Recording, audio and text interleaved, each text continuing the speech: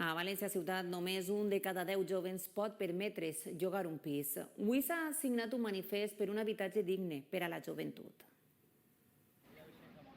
El dret a un habitatge digne, consagrat en l'article 47 de la Constitució de 1978, no està garantit a la ciutat de València i, en el cas dels estudiants, Eso se traduce en que no pueden estudiar, porque no pueden venir, no pueden vivir aquí, o muchas veces las becas llegan con retraso, entonces no pueden pagar el alquiler hasta que no les llegan las becas.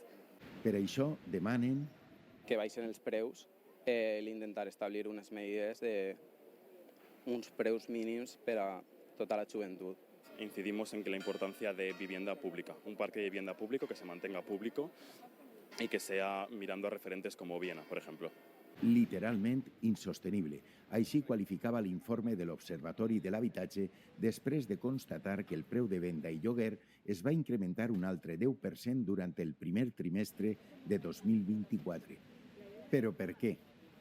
Valencia ha sido una ciudad donde los precios del alquiler tradicionalmente no han sido muy elevados y, sin embargo, en los últimos años hemos visto una subida muy rápida hasta el punto de que algunas de las localidades de Valencia son las que han tenido el crecimiento más alto de los alquileres en el último año. Por lo tanto, estamos teniendo un impacto sustancialmente diferente en Valencia respecto a lo que sería la media española con respecto al aumento del precio del alquiler.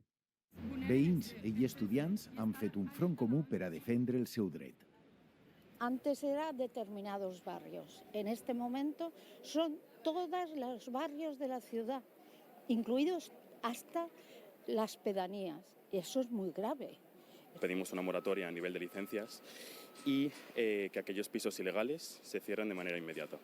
Per a la gran majoria, emigrar o refugiar-se a les afores són les poques opcions que queden per a poder desenvolupar un projecte de vida.